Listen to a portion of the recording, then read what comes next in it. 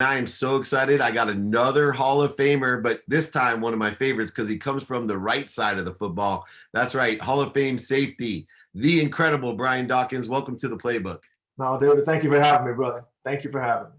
You know, the biggest question I get from entrepreneurs is how do I blend two things? And one is persistence, toughness, aggressive behavior with the blend of patience and faith. And these two things are very difficult to blend.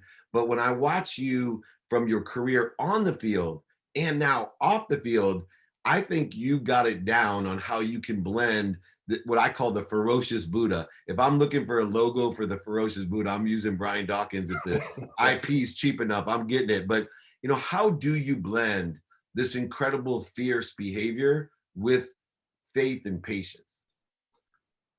The primary part of me is the part of me that manages it all. And the primary part of me is my faith. It's the essential of who I am. My very being is my spiritual being, my faith. That is what grounds me. That is what allows everything else to operate in balance because I know where the strength comes from, first of all. And because of that, now I can then utilize those different energies in different ways that I choose. And this is something I've learned over time. Now, this is not something I picked up when I was younger. But when you begin to realize and understand that when you're grounded in something, when you're grounded in your faith, then life won't just push you how far it wants to take you. You can stay grounded. Now, I'm not saying you won't move just a little bit, but you won't move in such a way as you won't lose who you are, is what I'm saying. So I know who I am. And so that allows me then to balance everything else out. You know, being a defensive back is very much like being an entrepreneur because things don't always work out like we want. You got to learn how to accept things when they don't turn out like we want and have a short memory in the respect that we want to learn a lesson. And, you know, utilizing that idea, I can see these lessons mean a lot to you. You know, at what stage in your career did you start taking the lesson part out of what was occurring that wasn't going your way compared to blame, shame, or justification? Man, so if you watch me play, right? So you know I wear my emotions on my sleeve a lot of times. So I called it a controlled chaos. I wanted to be energetic, but I wanted to control it, and that goes to that faith part of me. Because of that, before I really understood that you have to let that play go, that play will hurt you where you now stand. If I made a mistake in the past, that if I continue to think on that thing, the next play will be just like the last play, another mistake more than likely. And so one of the things that blessed me once again is my faith. I go back to it. It's my favorite verse. My favorite verse in the Bible says that for the Lord did not give us a spirit of fear, but a spirit of power, love, and of a sound mind or self-discipline. So anytime that I get into those situations that a mistake is made or I'm feeling a little out of whack, I repeat that to myself, especially as a rookie when I was going through depression and I had a whole bunch of other things, suicidal thoughts creeping in and out of my head, all those different distractions that can prevent me from being all there in that particular play. I began to quote that over and over and over and over and over again. And the last part of it is what stood out to me. He gave me a spirit of a sound mind or self-discipline. So that tells me that, okay, that thing happened, but I have within me to move on from that. I can learn what I need to learn from it, and I can move on to this next play. There's other things that I did physically to allow me to do it. Some of my life hacks is what I call it, to help me move on to that next play. And so, you know, and I'll give you one. When I make that play, or I make a mistake on that play, I love video games. First of all, let me move back. I love video games. So one of the things you can do video game wise, when you start off on a character and you're messing up, is you can push reset and you can start all over again.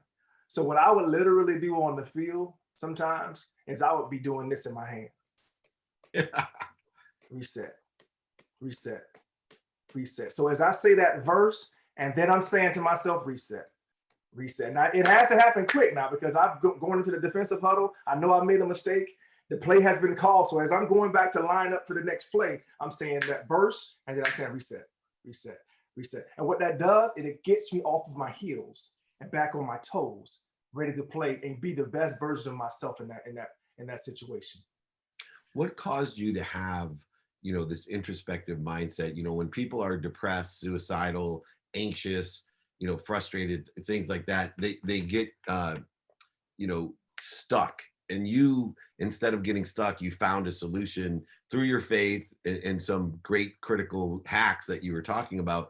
But there has to be a moment that you're able to kind of shift and say, wait a second, why do I feel this way? What was it for you that gave you the transition from what was more a illness of a mindset into this faithful, progressive, aggressive, productive mindset that you have today? Growing up in where I grew up in Jacksonville, Florida, I've always said this, and I'll continue to say it because it was my truth at that time. It wasn't supposed to be me. I wasn't the biggest of guys. You say you were 5'6", 5'7". I had a late growth spurt, right? So I had a late growth spurt. So it was never supposed to be me. I was one of the smallest guys. I always took that as a disrespect for me. And I always used that as motivation to do things. There's other things that happened in my life. We don't have time to go through them all. But the specific things that have happened in my life that I could have done one or two things, right? I could have said, yeah, they're right. I am this. I can't do that because of my size, or I can't do that because my name is not such and such, or I'm going to show them.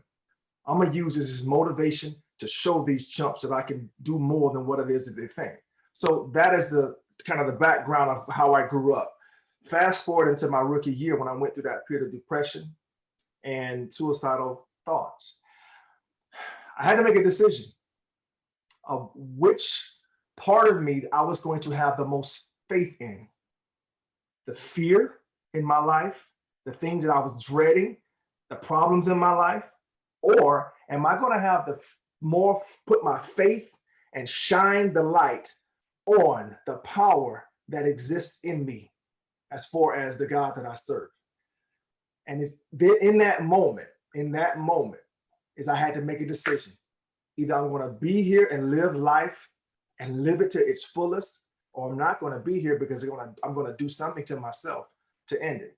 That was the discussion that I had with myself.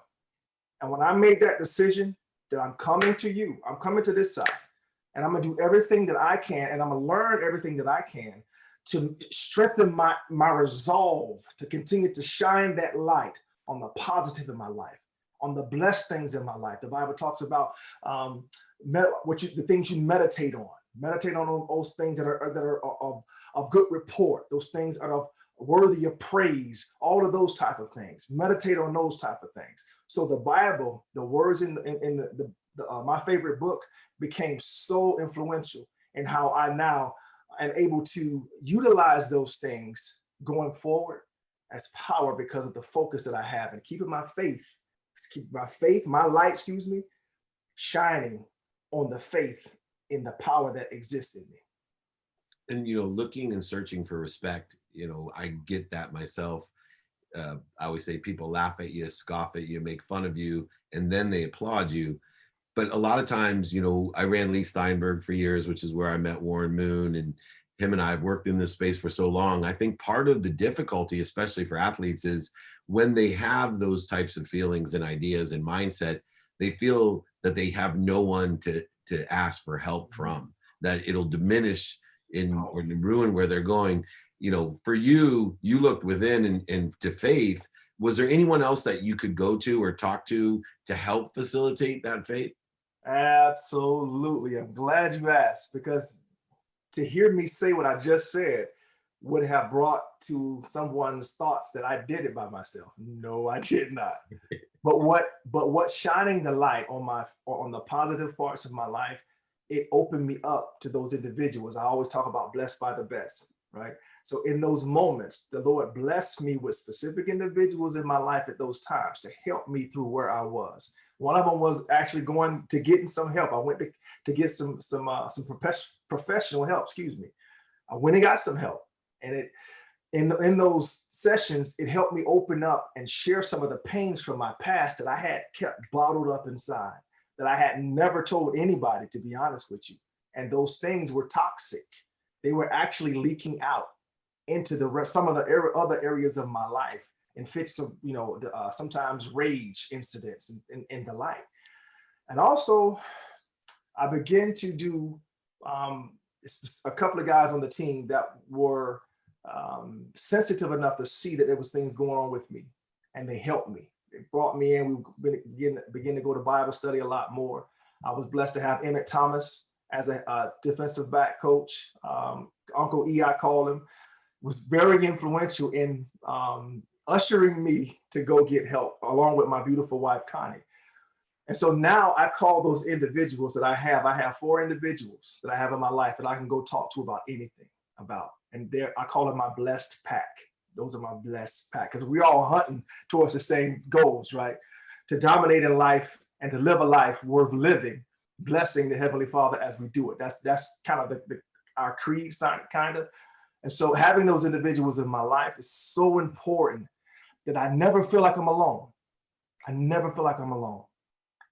I know that blessed pack, those 4 individuals, it's not what you say, it's how you say it. And when I could feel the emotions coming through you as you show the respect that they've earned from you, your wife and Uncle E, and whoever else is in that blessed pack. I love when I see someone. I tell people all the time, it's not what we say, it's how we say it. And sometimes, I speak of my wife or my mom or certain of my blessed pack that have, taken me from those depths that still today choke me up. That's what life's truly about. Now, shifting gears into the other side of things is, as you learn these lessons, and from your rookie year, you started to work on yourself, look within. One of, obviously you're still physically, I was worried about you look all swollen, but I assume those are muscles still. Yeah, that's just, it's a lifestyle, brother. I have to get in. I see you. See, got that gun, baby, that gunshot. Still going at 52, but one of the things that I tell people all the time, I said, I'm searching, in business for athletes that play a long time, because to me, the key to life is consistent, persistent behavior. And the ability to enjoy that is the only way that we can last a long time. I've been blessed, like I said, to be a business partner of Warren Moon, who played till he was 44 years old. And I'll still remember the day I turned 44 and got out of bed, and I went and celebrated with Warren. I said, I don't know how, when I got out of bed, it wasn't even as easy as it was when I was 24, how you played professionally. And now you have Tom Brady, playing, but you played for a long time in a very physical time of the game. It was different, especially for DBs back then. There's a lot of punishment going on for, Junior Seau, yourself, some of my associates that played. What is it that we do to keep us consistent?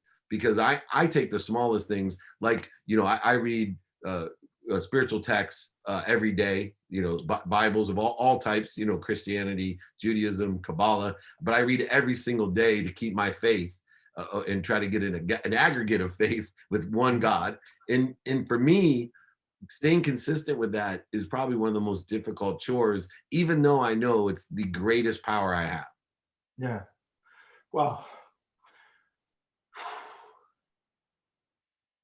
when you have been brought out of the situation that I came from, when you've been brought out of the area that I've been brought out of, in living in Jacksonville, Florida, when you've been blessed to achieve some of the things that I've been blessed to achieve, and come up out of that dark place that I found myself in, that I led myself into because I wasn't talking as a man. I've said this before, I'll continue to say it, that men, our silence is killing us. We have to speak up and speak out what's going on with you to someone, if it's a professional or somebody else that cares about you. Faith is something that is built during tough times. It's hard to build faith, true faith, in comfort. If that was the case, we all would have a whole lot of faith, because everybody wants to have faith and we want to have it in comfortable situations. But what I've seen in my life, and I've said this before, that the majority of success that I've had has come on the back end of pain. I've had to go through something to get the things that I have, right? The wisdom that I've gained and the like. First of all, it was a choice. I had to make sure that I was growing through every situation, not going through it. But now that I'm here, what keeps me grounded is because I know where I once was. I know what it felt to be there. And I know how powerful it is for me to be right where I am, grounded. I was reading something the other day of Bruce Lee. He had a quote that was very powerful for me. Oh my goodness, it was powerful. It says, in the moment, there is no yesterday and there is no tomorrow. In the moment. And as I began to just truly allow myself to expound on that, the power in that statement, if you truly allow yourself to be in the moment, so that I've learned what I'm going to learn from the past. I'm not bringing the past with me beside the knowledge, the wisdom from the past, that's with me. And I know the hopes that I have for tomorrow, but right now, all that exists is right now. So I can, to your point, celebrate the small things in life. Laugh at myself. If I say something silly, if I say something goofy, then I can laugh at myself. If I make a mistake and stutter over a word, I can laugh at myself. I'm not taking life that seriously in the moment, because this moment is all that I have right now, and I want to enjoy it. So, man, I don't want to go too deep in this thing, but like,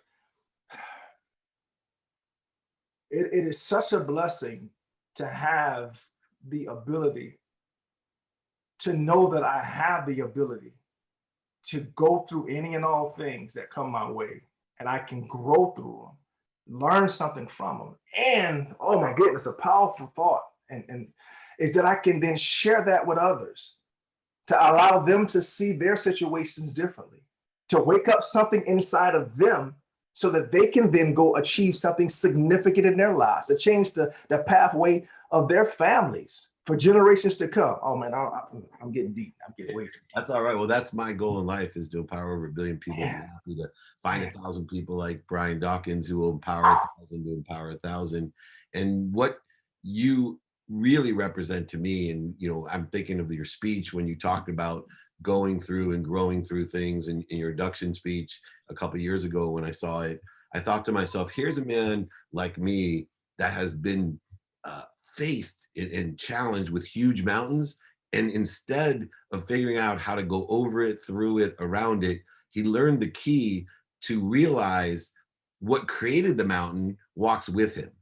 What creates the mountain, it's a humbling and powerful thing, which is another curious blend in life, that you can be completely humble and more powerful than you could ever imagine. And when you see those mountains in front of you, just remind yourself what made those mountains is walking with you, beside you, inside of you, and allows you to not have to walk over, through, and around, but allow you to learn why the mountain is in front of you, so that you can proceed with a little key right through a door and go on to the next mountain and learn from that.